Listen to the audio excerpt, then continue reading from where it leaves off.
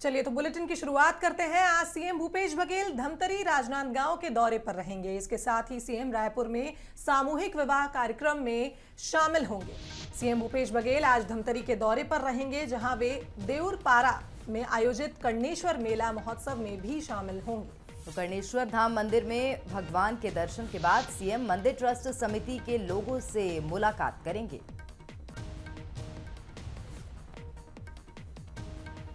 तो सीएम भूपेश बघेल आज कर्णेश्वर मेला महोत्सव में शामिल होंगे। राजनांदगांव के डोंगरगढ़ में लोग मड़ई और कृषि से संवाद करेंगे।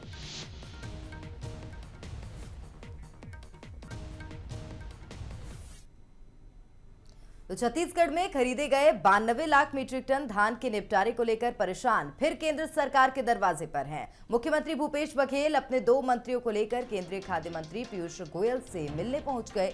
मुख्यमंत्री ने केंद्रीय मंत्री के सामने केंद्रीय पूल में 40 लाख मीट्रिक टन चावल जमा करने की अनुमति मांगी। बताया जा रहा है कि केंद्रीय खाद्य मंत्री ने इस मांग पर कोई आश्वासन नहीं दिया है और इसके साथ ही छत्तीसगढ़ के धान का सवाल हल नहीं हो पाया है। पीयूष गोयल जी केंद्रीय खाद्य मंत्री से मुलाकात हुई, उनके सचिव भी साथ में थे, लेकिन जो सहमति बनी थी 60 लाख मीट्रिक टन चावल खरीदने की और अभी तक अनुमति केवल 24 लाख मीट्रिक टन की मिली है। हमने कहा कि स्टेट पूल में 20 लाख मीट्रिक टन लगता है, तो जो 16 लाख मीट्रिक टन है उसकी भी अनुमति दे दी जाए, लेकिन वो देने से वो इनकार कर दिए।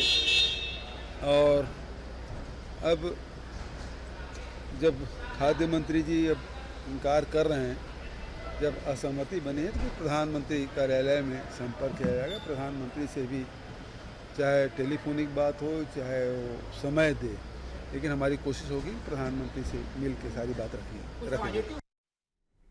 वहीं कोरोना वैक्सीनेशन को लेकर सीएम भूपेश बघेल ने एक बड़ी घोषणा की है। केंद्र सरकार पर हमला करते हुए मुख्यमंत्री ने कहा कि अगर केंद्र सरकार सभी नागरिकों को फ्री में कोरोना का टीका लगाने से इनकार करती है तो उनकी सरकार छत्तीसगढ़ के लोगों के टीकाकरण का खर्च उठाएगी। मुख्यमंत्री विधानसभा में राज्यपाल के अभिभाषण पर धन्यवाद प्रस्ताव के दौरान विपक्ष के हमलों का जवाब दे रहे थे। मुख्यमंत्री भूपेश बघेल ने कहा कि कोरोना के टीकाकरण मामले में केवल 3 करोड़ लोग ही केंद्र सरकार की जिम्मेदारी नहीं है। देश के पूरे 135 करोड़ लोगों को कोरोना का निःशुल्क टीका लगवाने की व्यवस्था करनी चाहिए।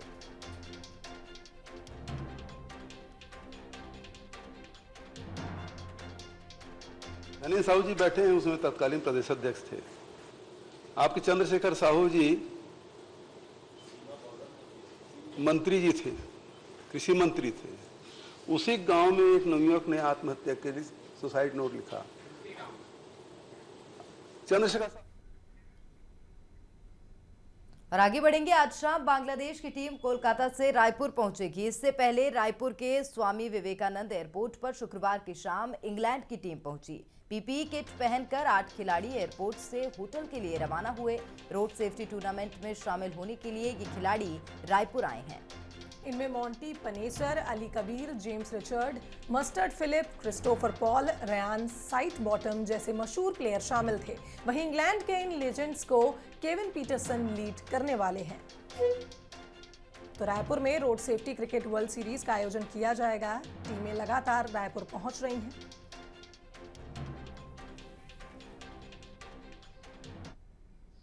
वहीं छत्तीसगढ़ विधानसभा का 5वां दिन हंगामेदार रहा, जिसके चलते सदन को सोमवार तक के लिए स्थगित कर दिया गया। शुक्रवार को किसान और शराब बिक्री का मुद्दा सदन में गूंजा, जिस पर पक्ष और विपक्ष में जोरदार बहस देखने को मिली। वहीं प्रश्नकाल में नेता प्रतिपक्ष धर्मलाल कौशिक ने किसानों की आत्महत्या का मामला सदन में उठाया। उन्होंने कहा कि 10 महीनों के भीतर 141 किसानों ने आत्महत्या की। इस पर मंत्री ने जवाब दिया। जवाब से असंतुष्ट बीजेपी विधायकों ने वॉकआउट कर दिया। इससे पूर्व सदन में जमकर नारेबाजी की गई। तो इसके अलावा प्रश्नकाल में बीजेपी विधायक अजय चंद्राकर ने गोधन विकास के लिए शराब बिक्री पर लगाए गए सेस के उपयोग का मामला उठाया। जवाब में बताया गया कि इस सेस से अब तक 150 करोड़ रुपए मिले हैं। इनमें से 350 लाख का व्यय हुआ है। वहीं बीजेपी विधायकों ने इस राशि का उपयोग गोबर खरीदी के भुगतान में करने का आरोप लगाकर सरकार को घेरने की कोशिश की। गोधन विकास में कितना पैसा खर्च किए हैं, इस प्रश्न में निरंक है। गोधन न्याय योजना जो वो बता रहे हैं वो अलग है। मैं आपको जानकारी यह देना चाहता हूं कि शराब में कोविड के लिए भी 2 तरह लगाए गए। मेरी जानकारी के हिसाब से गोठान के लिए 150 करोड़ रुपए एकत्र है और उसमें खर्च नहीं करके इसका दुरुपयोग कर रहे हैं, जो शेष की मूल भावना के खिलाफ है। माननीय अध्यक्ष जी, शेष जो है वो राशि जब आबकारी ने कलेक्ट किया तो सरकार के खाते में ही जाता है, ट्रेजरी में जाता है, और जब जब जरूरत पड़ती है उस राशि का उपयोग किया जाता है। तो कलेक्शन तो आबकारी से हुआ और खर्च कृषि विभाग ने किया, जितने तारीख को आपने पूछा है। छत्तीसगढ़ सरकार ने विधानसभा में आर्थिक सर्वेक्षण पेश किया। मंत्री अमरजीत भगत ने आर्थिक सर्वेक्षण को सदन के पटल पर रखा। इस सर्वेक्षण में कोरोना का असर साफ दिखाई दिया, क्योंकि राज्य में सकल घरेलू उत्पाद में पिछले वर्ष की तुलना में 1.77% की गिरावट दर्ज की गई है। इसी के साथ ही उद्योग क्षेत्र और सेवा क्षेत्र में भी इसका असर देखने को मिला। वहीं कोरोना की वजह से राज्य की प्रति व्यक्ति आय में भी पिछले साल की तुलना में 0.14% की कमी आई है।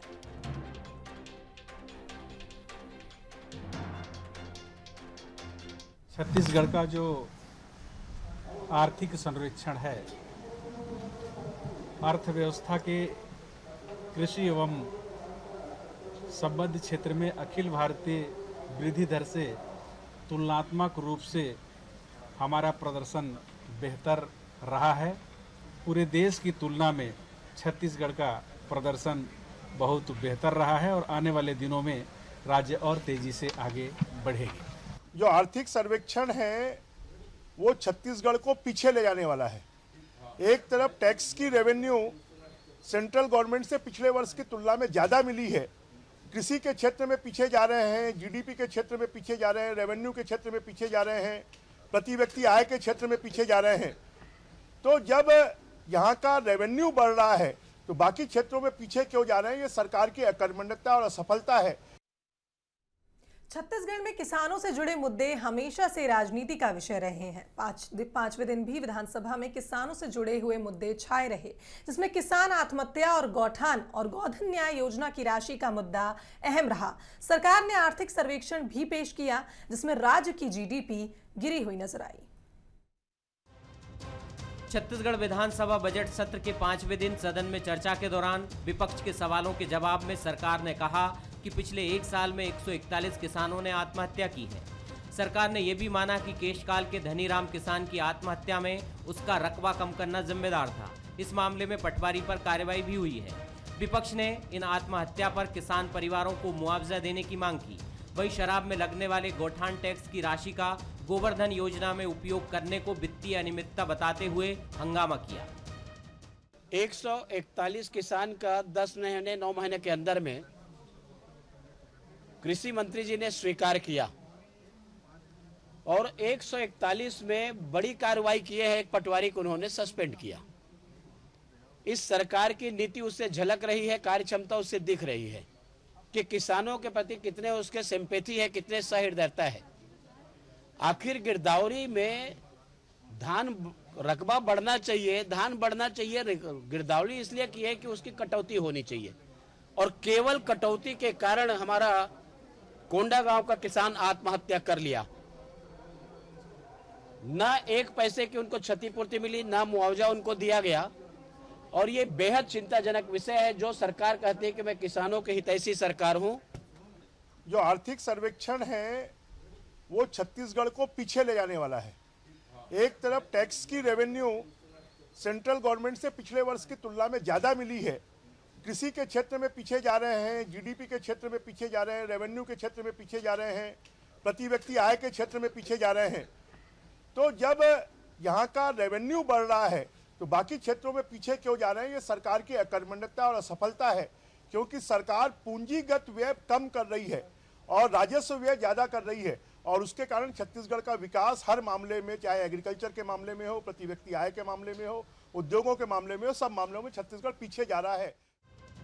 जवाब में कृषि मंत्री ने किसान आत्महत्या के मामले में बीजेपी पर राजनीति करने का आरोप लगाया।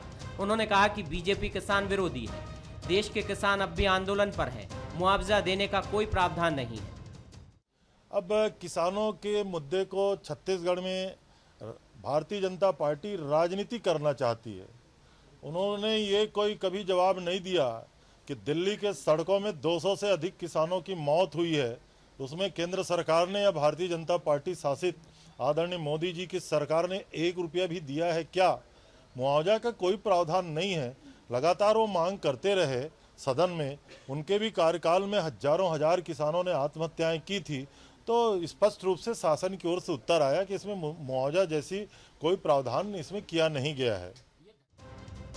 छत्तीसगढ़ सरकार ने अपना आर्थिक सर्वेक्षण भी सदन में पेश किया है। इस आर्थिक सर्वेक्षण के मुताबिक सकल घरेलू उत्पाद में राज्य सरकार को कमी का सामना करना पड़ रहा है। सकल घरेलू उत्पाद में 2019-20 की तुलना में 1.77% की गिरावट आई है, जबकि कृषि क्षेत्र में 4.61% की आमदनी का अनुमान है। उद्योग क्षेत्र में 5.28% की कमी और सेवा क्षेत्र में 0.75% वृद्धि का अनुमान है। कृषि के क्षेत्र में जहां बढ़ोतरी है, वहीं बाकी क्षेत्रों में सरकार को आर्थिक कमी का सामना करना पड़ेगा। ऐसे में कृषि को सरकार अपनी बड़ी ताकत के रूप में पेश कर रही है, लेकिन इससे जुड़े मसले विपक्ष के लिए बड़ा मुद्दा भी रहे हैं। मोहन तिवारी, बंसल न्यूज, रायपुर। और छत्तीसगढ़ की राज्यपाल अनुसुईया उइके ने बालोद के बड़े जोगेरा में पाटेश्वर धाम के दर्शन किए। उनके साथ कांकेर लोकसभा सांसद मोहन मंडावी भी मौजूद रहे। इस दौरान राज्यपाल ने पहले तो राजयोगी बाबा के मंदिर में पूजा अर्चना की और फिर उन्होंने कौशल्या धाम के निर्माण कार्य का निरीक्षण भी किया। वहीं उन्होंने पाटेश्वर मंदिर के धार्मिक कार्यों को देखकर समिति की तारीफ भी की। वहीं जब मंदिर के संचालक बालक दास ने राज्यपाल को मंदिर के पट्टे और मूलभूत सुविधाओं की कमी बताई, तो राज्यपाल ने जल्द ही कार्रवाई करने का आश्वासन दिया। आज मैं पाटेश्वर धाम में इसलिए भी आई थी कि क्योंकि ये पूरा क्षेत्र जो है एक जंगल के बीच में है ये पाटेश्वर धाम, और मैं देखना चाह रही थी कि ये किस तरह का समाज के उत्थान के लिए और इस क्षेत्र के डेवलपमेंट के लिए कार्य कर रहे हैं। और यहाँ लोगों की आस्था, लाखों लोग यहाँ आते हैं, आस्था से जुड़ा हुआ ये स्थल है, तो निश्चित रूप से मुझे यहाँ आकर बहुत अच्छा लगा है। इधर बलरामपुर में शादी का झांसा देकर नाबालिग से दुष्कर्म का मामला सामने आया है। पीड़िता की शिकायत पर पुलिस ने आरोपी के खिलाफ दुष्कर्म सहित पॉस्को एक्ट के तहत केस दर्ज किया है। आरोपी की तलाश लगातार की जा रही है। दरअसल मामले का खुलासा तब हुआ जब नाबालिग गर्भवती हो गई।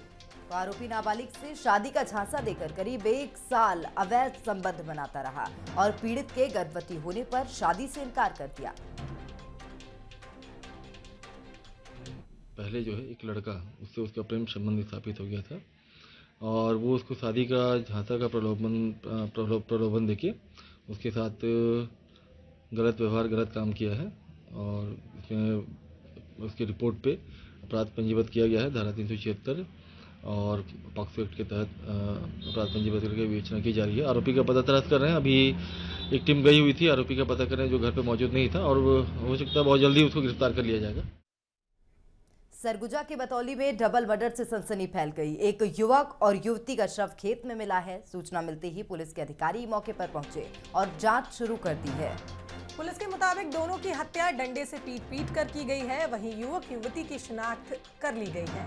पुलिस अब पूरे मामले की बारीकी से जांच करने में जुट गई है। वहीं पुलिस को उम्मीद है कि पीएम रिपोर्ट आने के बाद और भी खुलासे हो सकते हैं। बतौली के सुअरपारा है, वहाँ पर 2 बॉडीज़ मिली हुई हैं। एक बॉडी की पहचान, दोनों बॉडी की पहचान की जा चुकी है। एक दिलीप पैकर है और एक 17 साल की युवती हैं, और दोनों के प्रथम दृष्टि ऐसा लग रहा है कि लकड़ी से उनको मारा गया है। पैरावट है, वहाँ पे उनकी बॉडी रखी हुई है। अभी एफएसएल की टीम हमारी रवाना हुई है। डॉग ट्रैकर को भी हम लोगों ने रवाना कर दिया है और जल्दी ही हम इसमें जैसे भी रिपोर्ट आएगी उसके हिसाब से आगे कार्रवाई करते हुए आरोपियों का अगर है अपराध हुआ है तो हम उसको जल्दी गिरफ्तार करेंगे। वहीं सरकार की पुनर्वास नीति का असर दिखने लगा है, जिससे प्रभावित होकर कई नक्सलियों ने सरेंडर कर मुख्यधारा से जुड़ने का काम किया है। इसी कड़ी में बलरामपुर एसपी के सामने एक इनामी नक्सली ने सरेंडर किया है। पुलिस के मुताबिक नक्सली सीताराम घसिया भाकपा माओवादी संगठन का एरिया कमांडर था। इसने 2005 में चलगली थाने से निकली पार्टी पर अंधाधुंध फायरिंग कर आईडी ब्लास्ट की घटना को अंजाम दिया था, जिसमें तत्कालीन टीआई अजितेश सिंह घायल हुए थे। नक्सली पर चलगली थाने में 6 और बलरामपुर थाने में 1 मामला दर्ज है। सरेंडर करने के बाद सीताराम घसिया ने कहा कि शासन की पुनर्वास नीति योजना से प्रभावित होकर सरेंडर किया है।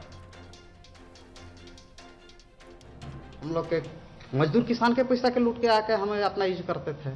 ये सब विचार हमको थोड़ा सा समझ में आया। समझ में आने के बाद हम हमारे राज्य सरकार और प्रशासन के पास हम गुहार किए। अब आज मेरे को बहुत अच्छा लगा कि हमारे जैसे भटके हुए इंसान अगर आए, अब वो हमारे देश के प्रति भी कुछ बहुत चिंता करें और हमारे जो कि समाज के प्रति भी। और बीजापुर की ओर रुख करते हैं। सुरक्षा बल को बड़ी कामयाबी मिली है। जवानों ने एक नक्सली को गिरफ्तार किया है। कुटरू क्षेत्र के रानी बोदली और चिंगेर के जंगल से अरेस्ट किया है। वहीं नक्सली यात्री बस में आगजनी की वारदात में शामिल था। कुटरू फरसेड़गढ़ मार्ग पर 2019 में बस में भी ये आगजनी की थी। वहीं सुरक्षा बलों ने नक्सल विरोधी अभियान के तहत ये पूरी कार्रवाई की है।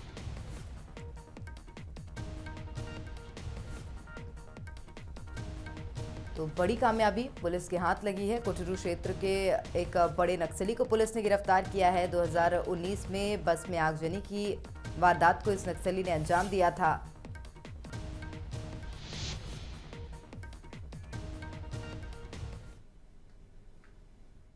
और रायगढ़ की बात करेंगे। हाथी ने महिला पर हमला किया है। घायल महिला की इलाज के दौरान मौत हो गई। सारंगढ़ थाना क्षेत्र के कोसीर की घटना है। तो लगातार आपको बता दें, हाथियों का हड़कंप देखने को मिल रहा है और इसी कड़ी में रायगढ़ में एक हाथी ने महिला पर हमला किया। वहीं घायल महिला की इलाज के दौरान ही मौत हो गई।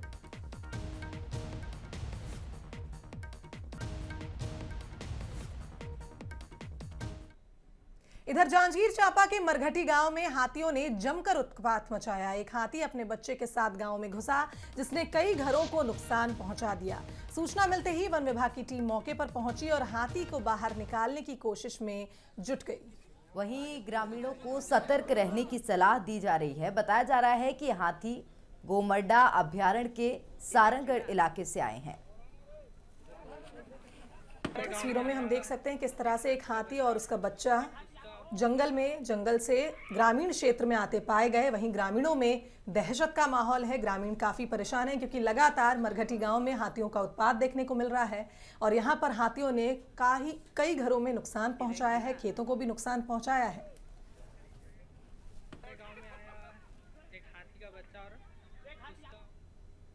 तो छत्तीसगढ़ सरकार जल्द ही बजट पेश करने वाली है, जिस पर प्रदेश भर के लोगों की निगाहें टिकी हुई हैं। हर वर्ग को इस बजट से कई उम्मीदें हैं। बजट को लेकर आम लोगों का क्या सोचना है, आइए जानते हैं। में बहुत सारे युवाओं को बहुत सारी उम्मीद है, जैसे स्वास्थ्य संबंधित या शिक्षा संबंधित। मतलब पिछले कुछ सालों में देखा गया है कि यहाँ युवाओं के लिए और शिक्षा के लिए और स्वास्थ्य के लिए कोई अच्छा बजट पास नहीं हो सका है। हम यही चाहते हैं सरकार से कि इस बार युवाओं के प्रति अपना सद्भावना व्यक्त करके अच्छा रोजगार और बजट पेश करे, जिससे छत्तीसगढ़ में युवाओं में युवाओं में खुशी की लहर हो। तो हम यही चाहेंगे कि सरकार कुछ ऐसी चीज़ लाए, बजट में कुछ ऐसा पेश करे जिससे हमारा रोजगार बढ़े। जैसे कि हम जानते हैं कि कोरोना के कारण पिछले 2 साल से रोजगार को कोरोना ने पीछे ढकेल दिया है। तो हम सरकार से यही उम्मीद करते हैं कि रोजगार में कुछ अच्छी चीज़ें आए, विशेष चीज़ें आए, ताकि हम अपना ज़िंदगी अच्छे से जी। सब महंगा हो गया है, गैस महंगी हो गई है वो न तेल महंगा हो गया है। क्या बजट बनेगा? हम लोग को तो महिलाओं लोग का तो सबसे ज़्यादा मरण है। हर चीज़, राशन का चावल, दाल, गेहूँ, सब्जी, आलू, प्याज सब महंगा हो गया है। अब बजट सरकार क्या लाती है, कितना रियायती करती है, सरकार कल ही पता चलेगा। लेकिन महिलाएं लोग तो बहुत ही निराशाजनक स्थिति में। बजट क्या है कि जो सिंगल मदर है, जो रोज कमाती खाती है, उनके हिसाब से तो बजट बहुत ज़्यादा हाई फाई हो गया है कि आप सस्ता करो, कम करो सामान, ताकि हमारा जो निजी जीवन है वो अच्छे से चल सके। हम लोग तो महिला है, घर के मतलब घर का मतलब गैस का रेट कम हो जाए, राशन का रेट सब कम हो जाए, दाल चावल जो रेट बढ़ रहा है, तेल जो रेट बढ़ रहा है वो सब कम हो जाए तो राहत मिले हमारा। जीएसटी के खिलाफ व्यापारी संगठनों ने भारत बंद का आह्वान किया। बिलासपुर के नेहरू चौक पर संभागीय चेंबर ऑफ कॉमर्स ने प्रदर्शन किया। वहीं पीसीसी चीफ मोहम्मद खान के निर्देश पर जिला और शहर कांग्रेस कमेटी ने व्यापारियों के बंद को अपना समर्थन दिया और केंद्र सरकार से जीएसटी में सरलीकरण करने की मांग की है। प्रदर्शनकारियों से बात की संवाददाता उमेश मौर्य ने। देश भर में जीएसटी के खिलाफ लगातार जो व्यापारी है वो लामबंद है। बिलासपुर में भी आप देख सकते हैं कि जो व्यापारी संघ है वो जीएसटी के खिलाफ नारेबाजी कर रहे हैं और इसके सरलीकरण की मांग कर रहे हैं। तमाम जो व्यापारी है वो यहाँ पर नेहरू चौक में मौजूद हैं और इसका विरोध प्रदर्शन कर रहे हैं। इस विरोध का समर्थन करने के लिए कांग्रेस पार्टी ने भी अपना समर्थन दिया है और कांग्रेस के नेता भी यहाँ पर व्यापार बंद जो है उसको लेकर समर्थन दिया है और जीएसटी के खिलाफ लामबंद हुए हैं। नेताओं से ही बात करते हैं कि किस तरीके से आप लोगों ने ये समर्थन दिया है। यहाँ जिस तरह से जीएसटी के नाम पर केंद्र सरकार ने खुला लूट भारत देश में किया है, व्यापारी लोग इसका त्रुटिपूर्ण जिस तरह से लागू किया है उसे परेशान है। इसको सरलीकरण करना होगा, इसको वापस लेना होगा और पूरे व्यापारी संगठन के साथ कांग्रेस पार्टी साथ खड़ी हुई है। बिलासपुर चेंबर ऑफ कॉमर्स के अध्यक्ष हैं, उनसे भी बात करते हैं। ये किस चीज की मांग को लेकर आप लोग यहाँ पर प्रदर्शन कर रहे हैं, क्या मांग कर रहे हैं? अगर ये कानून एक अप्रैल से लागू किए जाते हैं तो व्यापारियों को व्यापार करने में अत्यधिक दिक्कत होगी। न चाहते हुए भी एक छोटी सी चूक के करने से व्यापारी जेल जा सकता है, उसकी संपत्ति जब्त हो सकती है, उसके बैंक अकाउंट सीज हो सकते हैं। वास्तव में अगर देखा जाए तो मैं एक लाइन में यही कहूँगा कि सरकार जो है वह मध्यम वर्गीय व्यापार और उद्योग को बंद करने की नीयत रखती है। लगातार यहाँ पर व्यापारियों का जो विरोध है वो जारी है और जो जीएसटी को लेकर जो प्रदर्शन कर रहे हैं उसके सरलीकरण को लेकर यहाँ पर प्रदर्शन किया जा रहा है। देखना होगा कि इस तरीके से प्रदर्शन से आखिर क्या परिणाम निकल कर सामने आता है। कैमरामैन प्रकाश राव के साथ उमेश मौर्य, बंसल।